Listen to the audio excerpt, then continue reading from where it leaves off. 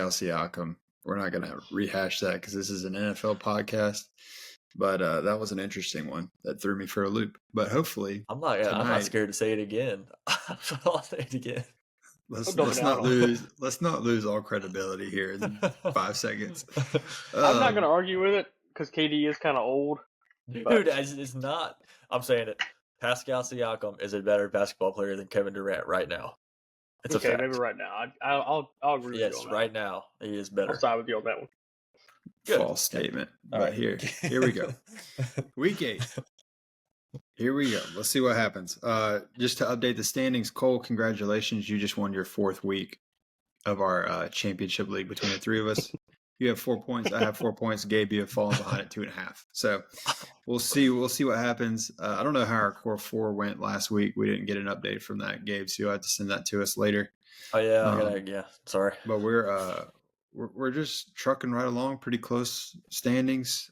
We got some interesting games coming up this week. I think there's an opportunity to make some money this weekend. So we'll see what happens.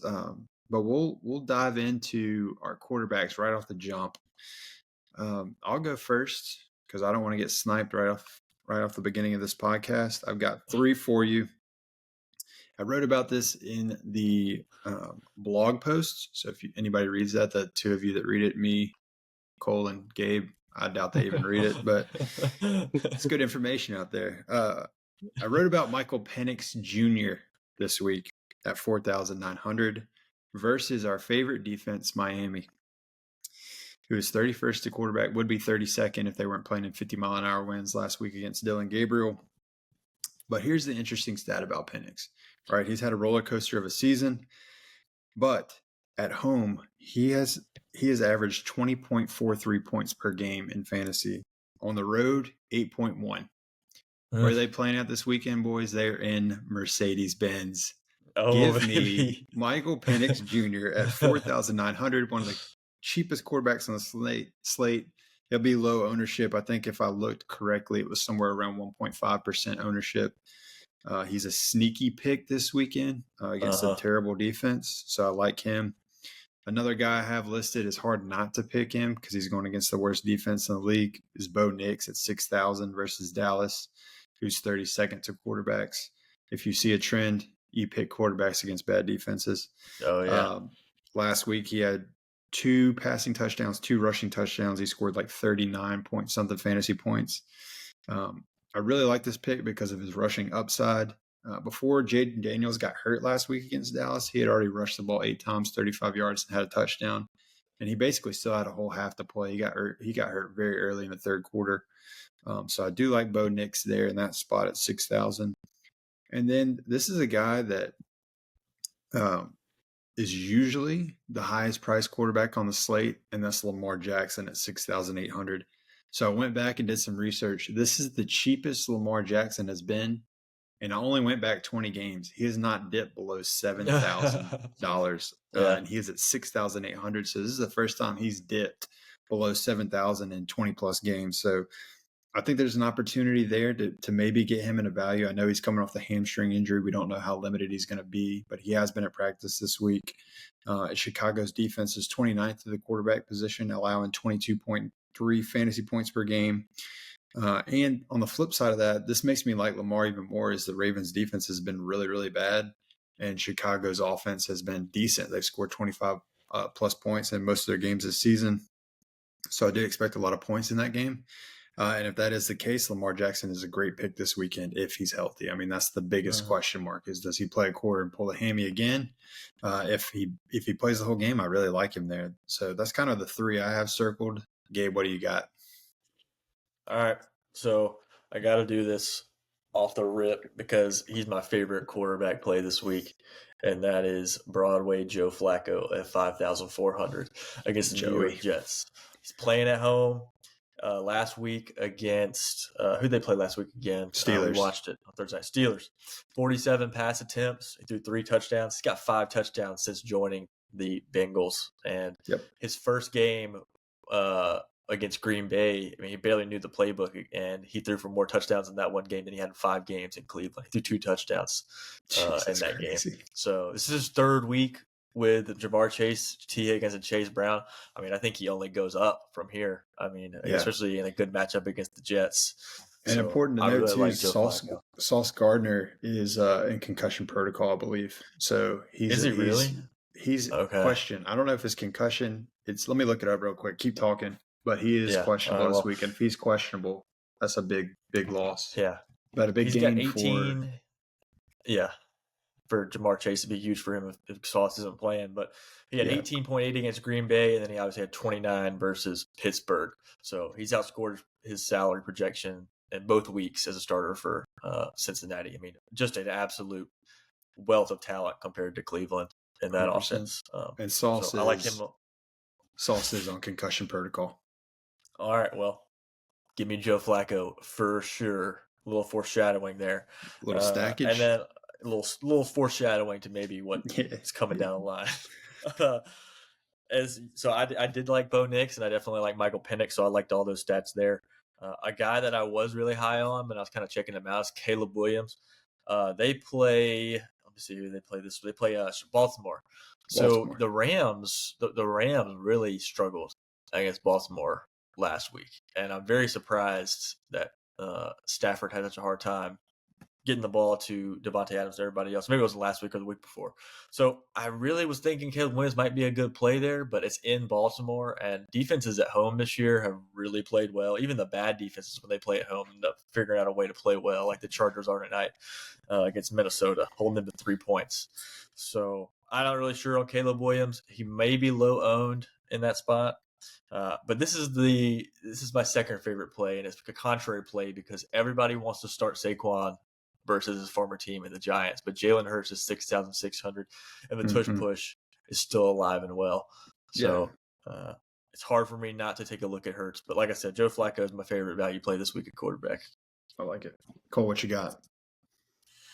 Yeah, to go off of what Gabe just said, Jalen Hurts at 6,600 is going to be my top guy coming off of a revenge game here. They didn't know what to expect with the Giants. They thought they were going to cakewalk in. They know now they got to take it seriously. And if there's any coach in the NFL that I expect to try and run up a score and get revenge on a team, it's Nick Sirianni. So I'm fully expecting Jalen Hurts, after he's been challenged, to pass, and he's responded quite well to continue to do so. The Giants are allowing 245 yards passing per game.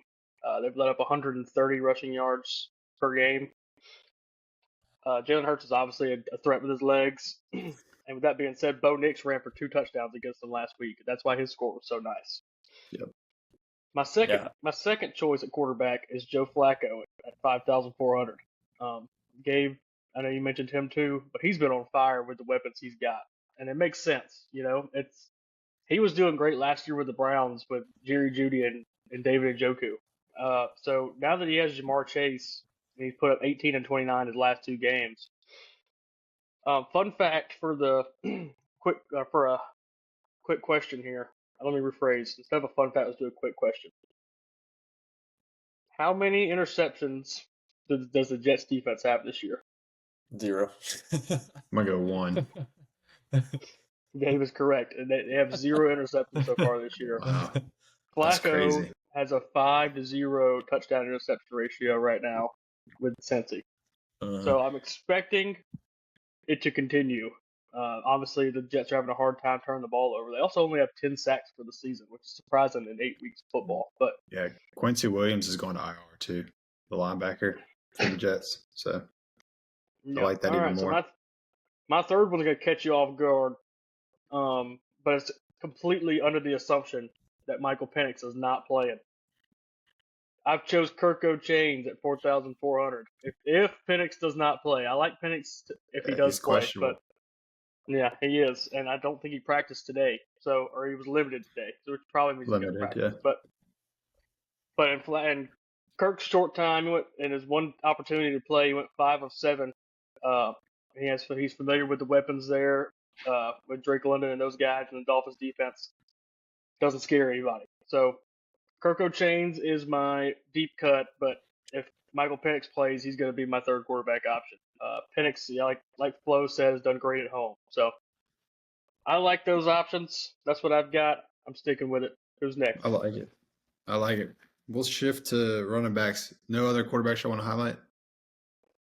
The only thing I was going to say about Caleb Williams this weekend is that I've already forgot who he's playing this weekend. Baltimore. Ravens. Baltimore. They only have 8 sacks this year total. Baltimore does in 7 games. So that kind of gives me the thought that he won't have a problem staying on his feet and having time to throw the ball. So that it gives me a little bit of confidence there. Yeah. We're a little petty at the print. I could not bring myself to go with Caleb Williams this week after the absolute gut punch he delivered me last week. So I had to. I really like what Cole said about Jalen Hurts and Nick Sirianni in that game, because he has been extremely pass heavy the last few weeks, and he's 1,000% right. He is the pettiest dude in the entire world, and he will absolutely run the score up on you. 100%. I think Nick Sirianni is the biggest. Be careful.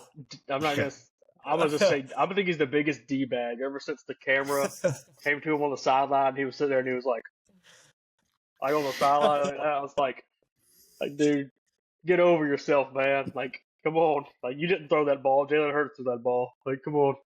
Oh man. Jeez.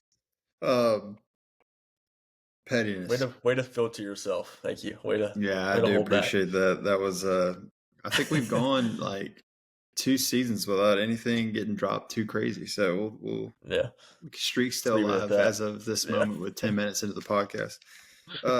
Running back value.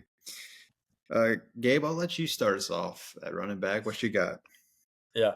So I don't think this is going to surprise anybody. He's going to be extremely highly owned. Rashad White at 6,400. He's averaging the defense he's playing, the Saints, 129 yards a game on the ground. Evans is out. He'll be involved on the ground and through the air. So I like him a lot. And then also Derrick Henry at 6,000. I'd love to know when's the last time he was priced this low? I mean, he is below Judkins, Rashad White. I mean, he's even below Breece Hall this year right now at this point, just because of how bad the offense has been with Cooper Rush in there. But last week against LA, before the bye week, he had 17 carries and 122 yards. He did not score a touchdown, but that's been his best game since Lamar Jackson went out. And if Lamar Jackson comes back this week, I think you get some massive value with Derrick Henry in a better spot. And then Cole, I'm sorry, I'm going to snipe you here. Alvin Kamara, 5,700, with Kendre Miller out for the year with the ACL. Played 84% of the snaps last week when Kendre Miller went out. He is questionable right now, but I do think he'll play. But if he doesn't, his backup, Devin Neal, is like the only guy on the roster they probably have any confidence in to play, and he's at 4,200. So we need to watch the Saints running back room. That's it for me. Cole, what you got? Did you go 2 or 3 right there? That was 3. I've got more, but I'm holding back in case I don't want to snipe you guys. You went with Rashad White. That's right. Well, the first guy I went with was DeAndre Swift at 5,900. He's had 28.5 and 29.8 in his last 2 games. Baltimore is 31st against running backs, allowing 134 yards per game, and they're 32nd in points allowed. He does have a pulled groin. That is something to keep your eyes on. Pause. You don't want to keep your eyes on his groin, but that is something to monitor. There you go. That's better. But that's much better. But I think it's kind of got to the point where is it Ben Johnson? Ben Johnson got to the point where that's the coach's name, right? Yeah. Yep. Yeah. He's got to the point where he's kind of easing the gas off of Caleb a little bit. I don't know if y'all saw Caleb Williams' performance last week. He threw for 5 points. I saw it. He had 5 points, which is astounding. But maybe they've taken the gas off a little bit and they're expecting DeAndre to kind of pick up the load a little bit. Second guy I got is Derrick Henry at 6,000. Wow. I think he's a must start with Lamar back. I think the opportunities for Lamar to pull the ball and everything else kind of keeps the defense on their toes. They don't know if they're given, so it kind of opens up lanes for Derrick Henry to run. So I think he's a must start. And Chicago's defense is vulnerable against the run. They've let up 39, 37 rushing yards per game. And their D is kind of banged up. They're starting to get a little healthier. Chicago's getting a little healthier. They've got Graydon Jarrett coming back this week, which is a possible hindrance. But they think they also might lose Tremaine Edmonds this week, their starting linebacker, or star linebacker. So that's the second guy I got. Third guy I got, of course, the one time I put him in my lineup, Gabe mentioned him, Alvin Kamara at 5,700. Kendra Miller, glass bones, paper skin, tore his ACL, which is a shame because that dude just can't stay healthy, but he's got a lot of talent. Devin Neal is the backup. He hasn't impressed, and especially during preseason, his time that he got. Season high, 84% snap share for Alvin Kamara last week. And honestly, if the Saints are going to compete, especially with, I think this is their first division game this weekend, they're going to need much more from Alvin Kamara. And I think Alvin Kamara may feel that challenge now that it's a division game and kind of take it a little more seriously, and kind of run harder. So those are my three guys that I got picked, running back. Awesome. I thought I was going to be on an island with DeAndre Swift, so not anymore. So I do have DeAndre Swift in my value pick this week. Coming off the last 2 weeks, he has 232 rushing yards and a touchdown, and he also has 81 receiving yards and a touchdown. I'm with you, Cole. I think they figured out something with his game. I think Ben Johnson's kind of highlighted him in different types of ways to get him rolling. This is the best 2-week stretch he's had this entire season, so I really am pretty high on DeAndre Swift.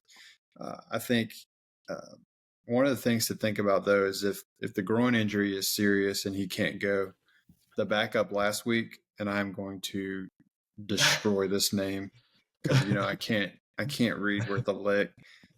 Kyle, whatever his last name is. Yeah. Is it Manungai? I'm pretty sure it's Manungai. Yeah, Manungai. Thanks for helping me there. Sometimes you need a little tutor action, so I needed a little help there. 4,900 last week. He rushed for 13 attempts, 81 yards, and a touchdown. So if Swift can't go and he's the main back, I really like him there against Baltimore's defense, who's 31st to running backs. I think DeAndre Swift has extreme value, but if he can't go, look at Kyle, however you say his last name. Manungai. I also had Alvin Kamara, you little punks, at 5,700 versus I said Daphne, dude. What am I doing? Against Tampa Bay. Go Pirates.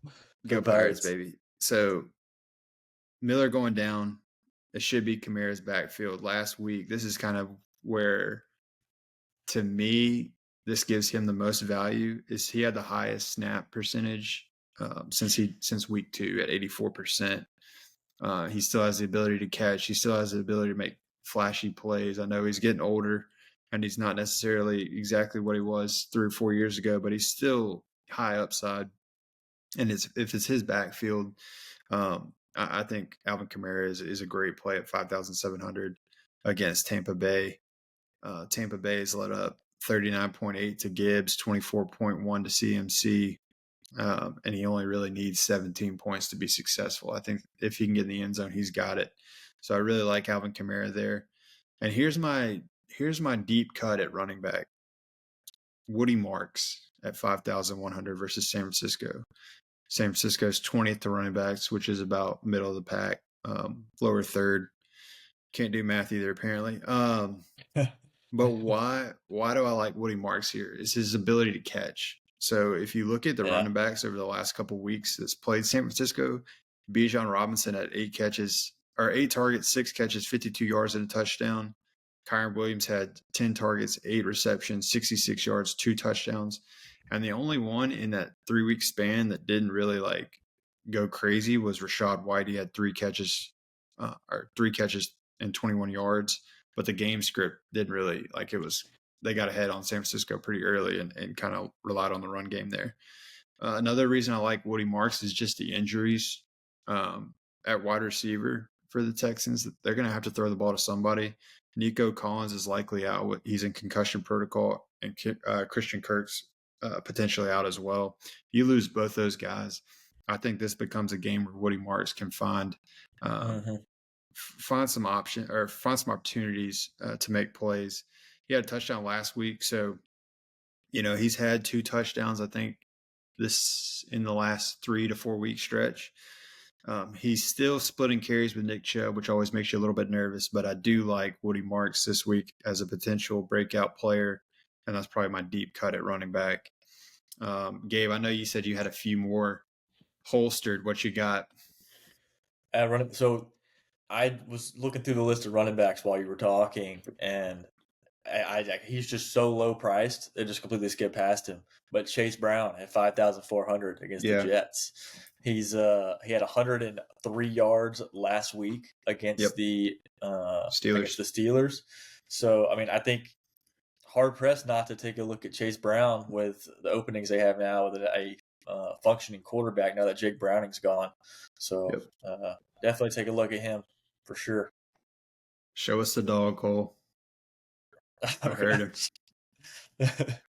He's under the table, man. He's nowhere to be seen right now. He seems upset. He just wants attention, man. He's a needy one. I hear you. Q's can be though. Q's a button. But you know who else is needy? Receivers. Let's go receivers. Value plays. Gabe, what you got? Yeah. So I think there's a lot of really, really good priced receivers in like the 6,000 range. But that's not why we're here. Okay. We're here for the deep cuts. And I got 2 deep cuts for you, and I'll circle back to, I think, my 2 favorite mid-price plays. Yeah. Tez Johnson at 4,300 for Tampa Bay. You got Mike Evans out indefinitely, probably for the rest of his career, if we're being honest. And Mecca Ibuka is with a hamstring. And if there's one thing in the spirit of Halloween that scares me more than a horror movie, it's a hamstring injury for a receiver, because that's one route and then he could be absolutely cooked. Yeah. I hate hamstring injuries for receivers. And if anybody's questionable with a hamstring, I'm not touching them with a 10-foot pole. But I like Tez Johnson. He's probably going to be owned in about 4.2%. I feel like he'll get I feel like the number may go up once Ibuka, if he's ruled out. But if Ibuka is ruled active, I think you'll probably get Tez Johnson somewhere in the 4 to 6% ownership range. Yeah. Which I think is a good value coming off a 10-target game against New Orleans, especially if McKinstry goes towards Ibuka in coverage, who's actually the Saints' best corner right now, probably, right, Cole? Not even listening. All right, cool. Unfortunately, yes, he is the best corner. I'm listening. I'm moving stuff around so my dog can get out from under the table. And then my second one, not necessarily a huge deep cut. He scored a touchdown last week. That's Troy Franklin at 4,200. I'm going back to the well again. It's the second week in a row. I think Trayvon Diggs moves over towards Cortland Sutton this week, obviously. Dallas' defense is absolutely terrible. That's because they only have one good player on defense, and that one good player will probably be guarding Cortland Sutton. He's the matchup that Trayvon Diggs lives for. That's a big receiver that he can be physical with. It's not really going to run by him like a speedster, like Tyreek Hill or somebody like that. Oh, RIP Tyreek Hill. I mean to call you out. They got Troy Franklin somewhere around 7% ownership in tournaments. I think that's a fairly reasonable number. I don't expect it to vary too much from that. I think that's pretty consistent. But my 2 mid-level plays here. This is my favorite play of the week. Ray-Ray McCloud is no longer with the Atlanta Falcons. He is now on the New York Giants. Saw that, dude. Darnell Mooney has my nightmare of an injury, hamstring, so I stay away from him. Drake London at 6,400. This dude's been at 6,400 for 3 years on DraftKings. He hasn't moved price. He's been at the same price every single week, and I don't understand how.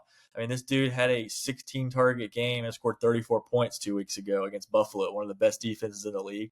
And you're telling me against Miami I can get him at 6,400?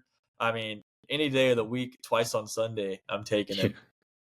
And then also Roma Dunze against Baltimore, 6,300. Won't speak too much on him. He's a pretty chalky play. I mean, I feel like he'll be pretty highly owned, especially if Caleb Williams can get it going, and DJ Moore is questionable right now to play. Let's see what the injury is. If it's a hamstring, I'm going to have nightmares tonight. It's a hip injury. It's a hip injury. And he was limited in today's practice. So we'll see if he gets upgraded to full. But that's the end of the report. Over. All right. I got you. I went deep. deep. I'm talking about I went on a dive that made my mind twist and turn, and then I realized that I'd gone too far down the path. But Too far. but it's all good. I'll start off with a pick that is probably a little different than yours, or a lot different than yours, Gabe. But same team, Marvin Mims at 3,800 versus Dallas. Last week he had 7 targets, 6 catches for 85 yards. He's kind of one of those gadget players that does a little bit of everything. They use him in some weird situational stuff. I just kind of like the matchup because if he's a third receiver out there, we know how bad Dallas's defense is. I think there's going to be opportunities for him. You can also go Troy Franklin, like you said. I think he's another good play. He's only at 4,200. He did have the touchdown last week, and he had 10 targets. Didn't necessarily have the yardage, but did have the targets. And then I've got 2 guys that I'm talking the cut went deep. I've got Van Jefferson at 3,300 at Indianapolis. Indianapolis is actually 32nd to wide receiver position, which is kind of crazy to think about. But if you think about game script, Indianapolis has absolutely destroyed people this year, causing people to try to get back into games by throwing the ball. Van Jefferson is kind of taking the Ridley spot, and Ridley didn't practice today. We're filming on Thursday. So really didn't practice. He played 74% of offensive snaps last week. He also had 10 targets, 8 receptions. Oh, I'm sorry. He didn't have 10 targets. This is for 2 weeks. He had 10 targets, 8 receptions, and 116 yards the last 2 weeks. Ridley got hurt 2 weeks ago during the game.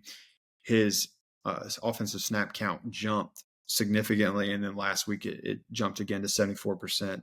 So you're looking at a guy that's on the field. He's getting targeted against a defense. Game script wise, you would imagine that they're going to have to throw the ball because they're going to get down early. I think last time they got absolutely blown out. Or Tennessee got blown out to Indianapolis. So it's a very interesting play there at 3,300. Game script's got to be right. Another guy you could look at is, I cannot read. Shimmer, how do you say that? Shimmery Dyke? Shamir DK. Shamir Yes. DK. We'll just go DK. Man. You just got us canceled. That's not how you say that last name, is it? DK? DK, yeah. DK. DK. Oh, that sounds even worse. Not the other way. The other way is a slur. It's not the other way. The other one is a slur for a homosexual woman. Trust me, TikTok will make sure that it doesn't get posted, so we're good. But he had a touchdown last week. So just another guy you could think of. He's at like 3,800. I think he's cheap as well. But the biggest guy I like this week, and he's probably going to be in my core 4, is Jalen Noel, 3,500 versus San Francisco. Snap count was the highest it was for the season last week. He's Christian Kirk's backup. Christian Kirk's questionable. Didn't practice on Thursday. So he's the next man up. But he had seven targets last week, 4 catches, 77 yards. If Nico Collins is out, Christian Kirk's out, you can get a guy at 3,300 that they're going to have to throw the ball to. One of the interesting things from last week's game is he was 20% first target reads, and the only person he was behind at a receiver was obviously Nico Collins. So if you get him with both those guys out last week, getting 20% of the first target reads, Jalen Noel to me is an absolute gotta play this week. I know that I know Houston's offense has been poor, to say the least, but they got to throw it somewhere. And I like Jalen Noel this week at 3,500. I know that was a long-winded session there, so I apologize. Cole, what you got? Yeah, boys. Flo went deep with his deep cuts. I'm going thin. We got the thin cuts. All right, here we go. The thin cuts. First guy I got Devontae Smith, 5,900. Had 36.3 last game with 9 catches, 183 yards, and a touchdown. He looked like Alabama Devontae again. I think that he might be poised for another potential breakout week with A.J. Brown nursing a dreaded hamstring injury. But A.J. Brown. It was between A.J. Brown and Devontae Smith. I saw the hamstring injury. I went Devontae Smith. They're both kind of similar in salary range, but if you like A.J. Brown, go for it. He did have 2 touchdowns, so the Giants' defense is not very consistent. I do think that the Eagles know what to expect now as the revenge games we talked about with Jalen Hurts. And I think they're going to run the score up, like I said earlier as well. Next guy I've got is Tez Johnson at 4,300.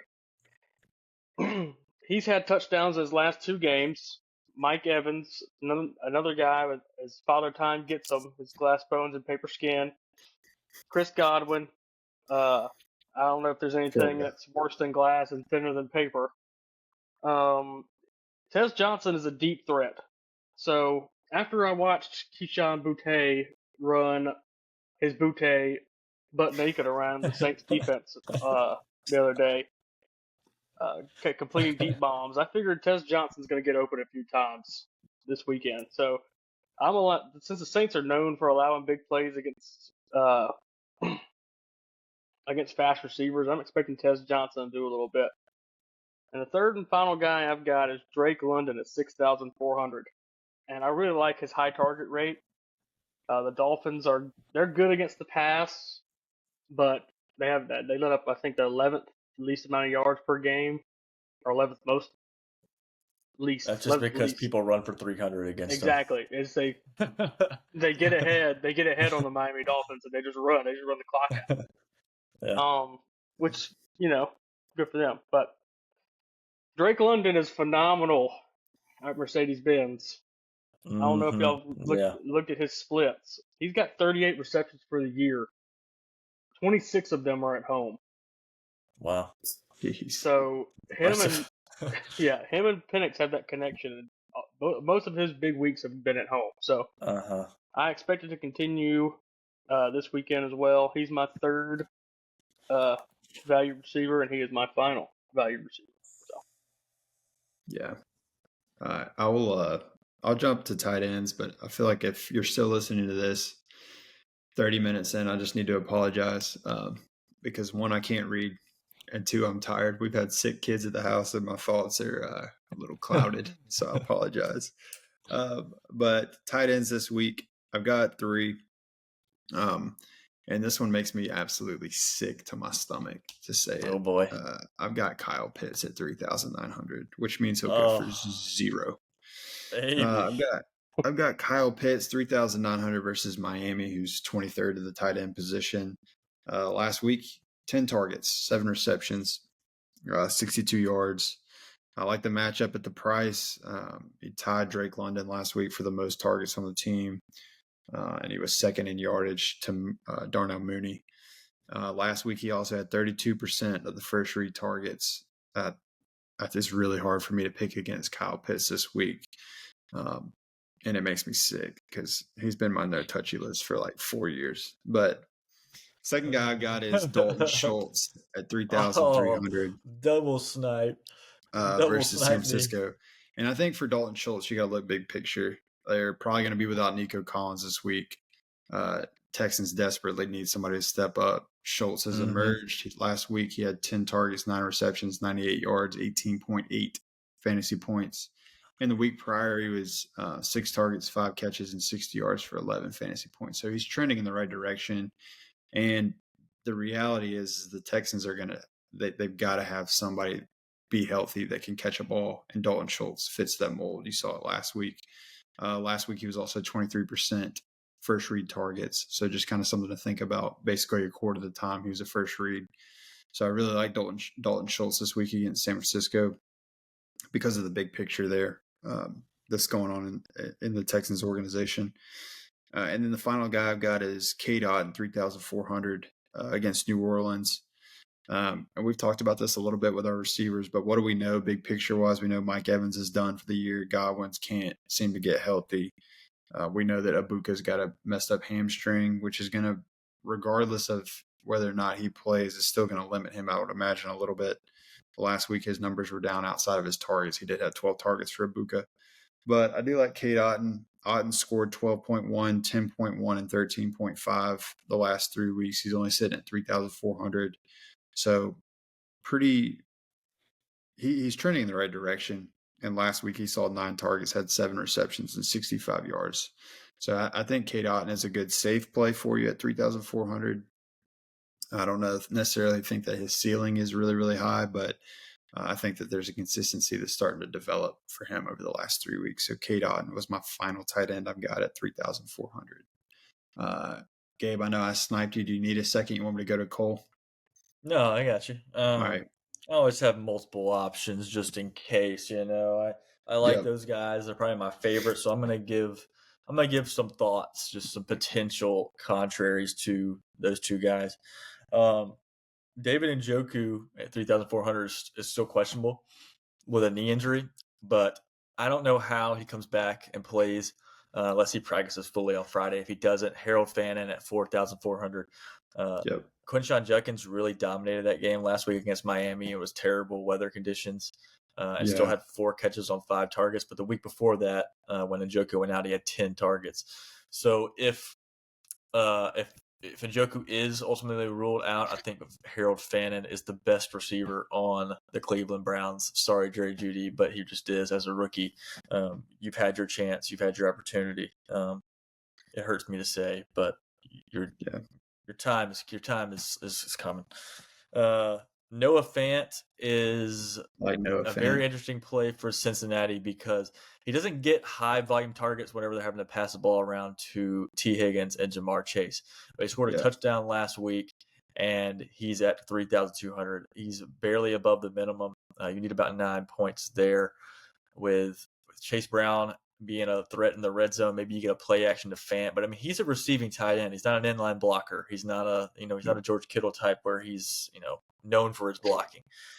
He's definitely a receiving tight end. So I could see him being pretty low owned at 3,200. Cole, I know who you're going to choose, so I'm not going to say it. I'm going to let you do it. I know exactly who you're going to say. I don't think you do.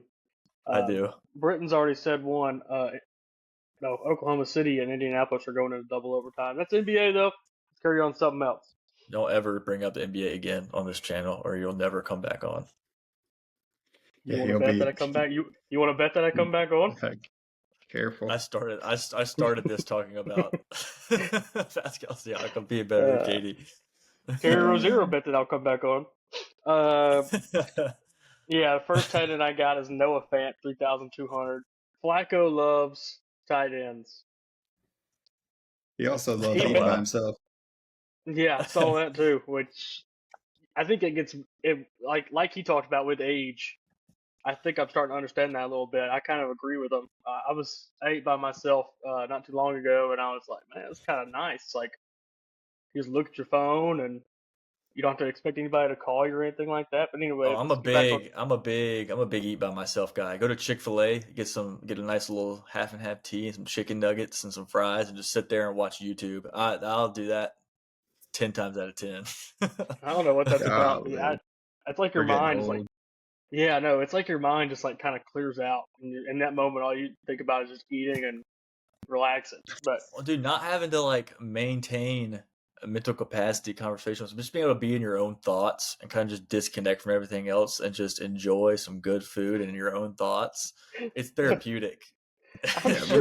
I'm sure there's more healthier ways to do that than eating, sitting and eating. I'm sure you could like read a book or something or go and sit by a lake. But no, there's plenty of ways. But first off, this is a shameless plug right here. I mean, if you're gonna watch YouTube, you might as well go ahead and watch our channel. 30 minutes. That's a good lunch break right there. So if you're eating by yourself, turn on this week's episode. Yeah, check it out. You're never alone. Cool. You're never alone. You're never alone. We're just hanging out with you. All right, Cole, what you got? Joe Flacco made David Njoku what he was last year. May sound crazy, but it's true. The Jets are bad against tight ends, and Gesicki's out with a pectoral injury. So Fant's going to be getting a lot of the targets. I was impressed last week with his touchdown, and he is a receiving tight end, so I expect Flacco to continue to keep working the ball around. The Bengals have been pass heavy. Going to kind of go back to running backs. I was intrigued with Chase Brown as well, with the passing game opening up too. But we're on tight end. So the second guy I got is Kate Otten at 3,400. This guy torches the Saints. Torches the New Orleans Saints like he's prime Tony Gonzalez. Love that. So here we go. Get the stamp out. I'm guaranteeing he gets his first touchdown this weekend. I'm Dude, guaranteeing that he love gets a it. touchdown this weekend. Let's go, baby. That's a clip worthy right there. Let's go. Yes. Oh yeah, And Calling the clip-worthy. shot. so he's had double-digit points in his last 3 starts. He's had 12, 10, and 13. And like we talked about, he's going to get targets with the receivers out, especially if Ibuka's struggling with his hammy. Third guy I got, we're going deep on this one. We're going deep. Colston Loveland at 3,000. I like Cole it. Kmet is possibly out. The Bears media expect Kmet to be out this week. Caleb Williams dropped back on 27 passes. Colston Loveland ran routes on 17 of them. So he is kind of a expected pass route runner on those plays. Ravens defense is bad, so I'm expecting some major upside from Colston Loveland. He was drafted, and he was expected to be a stud. He was expected to be one of those guys to make a major impact right away. Yeah, he was. Hasn't happened yet, but I think eventually it's going to happen. So I'm going to think that this week is the week that it happens. Give me Colston Loveland 3,000. Are you going to call the All right. touchdown too? Not calling touchdown on this one. Okay. Not calling touchdown. I wasn't sure if you were going to go 2 tight end guarantee. No. Let's not get crazy here. I mean, Yeah. let's not get wild. Let's just dial it back a little bit. But Is that the last one you got? well, I mean, Taysom Hill's always going to be in there, no matter what. But I just love Taysom Hill. But yeah, that's it. That's all I got. You should have wore the big Taysom Saints Hill guy. jersey. The Taysom Should Hill have. jersey I got you. Should have wore that. Next week when he scores. This week. Mm-hmm. All right, plum picks, because I know some of us have plums in our core 4. Gabriel, plum, what you got? Come back to me. I'm still thinking. On my plum pick. Unbelievable. Plums aren't Unacceptable. working. Cool. What you got? Well, thanks to this guy's dysfunction, I'm going with Colston Loveland. I really feel it. You might as well, dude. You might as well just go ahead and call the touchdown. Yeah, Just, you might as just well. stamp it. See, I kind of threw y'all for a loop there because y'all would have thought I would have said K. Dot. No, I'm going Colston Loveland. That's my guy. I could see it happen. I could see it cutting to Terry Bradshaw trying to give a breakdown of a play, and he's like, Caleb Williams drops back to pass and throws the ball to Cole Kmet. And then they're like, Cole Kmet is out this week with a strained pectoral muscle. Oh, you know what I meant. Because I don't know if y'all have seen him in the last couple weeks. He's been bad at this stuff. I have not seen it last Dude, he's trying to catch up with the plays. He's getting too old for it. He's trying to catch up with the plays he's calling it. So he's like watching the play and he's like 2 seconds behind because he has no idea what's going on. And God love him, but man, he's got to get somebody else doing it. But Go ahead, maybe Cole. let Gronk do it. Let Gronk do it. Just he'll destroy that name too. Just go ahead and do it. I know you want to do it. Just guarantee. Let's Do call the it. Charles Barkley. Give us the or in the Colston NBA. Loveland. Really give it to Charles Barkley. All right, man. If you guys want it so bad, I guarantee that Colston Loveland is going to have 2, or not 2, 1. Whoa. One touchdown. Man. One touchdown this weekend for Colston Loveland. That's what I'm expecting. I expect it. I hope both those tight ends score now because that is going to be epic. All right, my plum pick. I thought about this long and hard. Pause. Oh my God. Oh, immunity. No immunity. I am going Devontae Smith this week at 5,900. I think last time he played the Giants, he had 8.1 fantasy points. I think this week he goes for 20 plus. Give me Devontae Smith as my plum pick for week 8. Gabe? All right. Troy Franklin, 4,200. Troy. I'm going contrary to Cortland Sutton. I think Cortland Sutton gets heavy ownership this week, even though he's going against Trayvon Diggs and the 31st ranked pass defense. That Bo Nix, Troy Franklin, Oregon connection. If you saw the touchdown he had last week, a ball like bounced off a guy's hands, chest, and like fell into his arms. That just means you got chemistry. I think that was planned. I'm going for Franklin. Dang, now I feel like I need to change my plum. Screw it, I'm changing it. Y'all went deep cuts. I'm gonna go deep cut. I've got Jalen Noel at 3,000. Oh, okay. All right. Not a Yeah. bad That's one. He had a lot of Tommy Trimble in him to where his name was getting called a lot, but his stats didn't necessarily add up. Yeah, That's what I watched the Texans last game, so going with that one. That's my plum like pick. it. Core 4. I'll start us since I've already given 2 of my core 4s. Devontae Smith, Jalen Noel, Cade Otton, and Elick Aonomore. Can't speak. Io Manor. Io Manor, Manor. thank Is you. it Io Manor or is it Ao Manor? I think it's Io Io Manor. Manor. Yeah.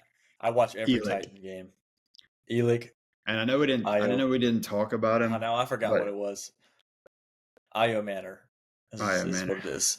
Io Manor. Dude, I have Okay. I have a problem. Like, I need to go back to school. I can't read. I can't pronounce last names. I can't read. That's my core 4. Who's Gabe, the what you receiver got? for the Titans that you picked? Not Elick. Yeah. I picked. Yeah, we're not gonna say that one again. You can just Canceled. Okay. Jameer DK. My Yeah, I core would've 4 messed it up again. Joe Flacco 5,400, Dalton Schultz 3,300, Rashad White 6,400, and Troy Franklin 4,200. Kofo. I love it. Kofo. All right, AI optimal lineup for this week. Don't worry about it. Oh, Don't worry. Dude, I'm telling you guys, I am so tired. Like this whole week has been babies up all night long because they're coughing and snotty. And I'm telling you, when I say my mind just is not working, it's turned off. If you're thinking about and I'm having trying kids, really, I want really you to. hard. This is the Look good at state this man is in. Look at this right here. Look at the Look at state this. this man is in. This man is in a tough state. Dude, I'm telling you, man. I look at my eyes every day. I'm like, what is wrong with my right eye? It won't open all the way. I've got bags under my eyes. Y'all ever seen that meme with that kid from that one animated movie? His name is Goob. And he has the bags, the dark bags under his eyes. And he's like staring. He's like That's what Flo's me, got dude. going on right Is that now. where he's at right now? It's brutal, man. But, anyways, Cole, sorry, buddy. I mean, I don't have to get my core 4. I can wait until all the games happen and then tell you my core 4 so I can get the points. But you do that every week. I'm just kidding. And I've got Jalen Hurts 6,600 QB position. Second, I've got Derrick Henry. Third, I've got I'm trying to think. I've got Tez Johnson. And fourth, I've got Cade Otton. I like it. Yeah. Okay, now we can go to AI optimal lineup. Cole, very sorry. All right, quarterback for the AI optimal lineup is Bo Nix. Running backs are Achane and Bijan Robinson. Wide receiver, obviously, AI is not in tune with the Christian Kirk injury. It's got Christian Kirk listed as wide receiver 1. Drake London, Zay Flowers, who we didn't talk about. I think if Lamar Jackson's back, that's a good one to take a peek at. Tight end is Dalton Schultz. Flex is Rashad White. Defense is the Jets at 2,300. I'm going to let one of y'all go first because I need a second to gather my thoughts. What you got? That's an insane defense pick. The Jets at 2,300. The AI is on absolute crack. I'm going to not be following that one. The computer needs an update, a software update, because that's tough. That's really bad. I'm going Joe Flacco at 5,400, Alvin Kamara at 5,700, Rashad White 6,400, stack me Jamar Chase, Troy Franklin 4,200, and then Drake London 6,400, Harold Fannin 4,400, and then Rome Odunze 6,300. A lot of extra salary there. I've got Denver Broncos versus Dallas 3,100. Denver at home. Dak Prescott, couple picks incoming. What's their price? 3,100. It's expensive. I had some leftover salary for that one. Wow. Like I said, I like MVP. I know, but Denver, what's his name? Pat Surtain on CeeDee Lamb. George Pickens crash out because he's not getting the ball. Denver's defense heats up Dak, gets some sacks at home. The crowd gets rolling. Bo Nix puts him in a 21-0 hole early. I like it, baby. I like it. Cole, what you got? All right, boys. I got Jalen Hurts at 6,600. I got Derrick Henry at 6,000. Got the anchor Jonathan Taylor at, I'm pretty sure it's 8,800. So he's expected to perform. 9,500. Is it 9,500? See, I could change that and probably make a way better lineup, but he's so good, I don't think I should change it. Tez Johnson at 4,300. Drake London at 6,400. Devontae Smith at 5,900. Cade Otton at 3,400. Swift or Chris Olave.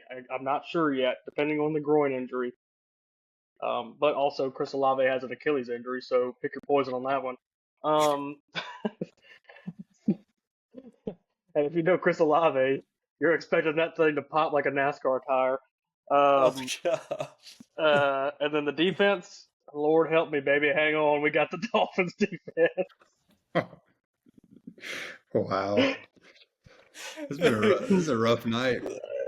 You're riding the scrambler at the Foley, Alabama County Fair with the Miami defense. You better hope that thing's strapped in or you're going to get slung around. I'm just praying maybe old Penix can throw a couple meatballs out there and maybe they block a punt or something, man. We'll see. They haven't gone. I don't think they've gone negative one time this year, which is a positive. I'll say this about defense. You can't predict defense, man. I mean, you could have the most juicy lineup on paper and then absolutely get throttled. It's hard to predict. So I'll give you my optimal lineup. Cole's text message thread from last week talking about anchors got me thinking about how do I want to align my lineup to make sure that I have myself covered for low floors. And I'll go quarterback first, but then I'll tell you my anchors. I've got Bo Nix at 6,000. I've got Bijan Robinson at 8,800 against Miami, who's been terrible. I've got Jonathan Taylor at 9,500. The reason I picked both of them is just the low floor. I think both of them are going to go for 20 plus this week. High floor. Thank you. High floor. Jeez. Just delete me. Delete me off. High floor. So let me start over. I've got Bo Nix, Bijan Robinson, Jonathan Taylor, Cortland Sutton, Devontae Smith, Elick, because I'm not going to try to pronounce that last name, Cade Otton. Flex is Jalen Noel. Defense is the Bengals at 2,700 against the Jets. Dude. You guys are on the defensive picks this week.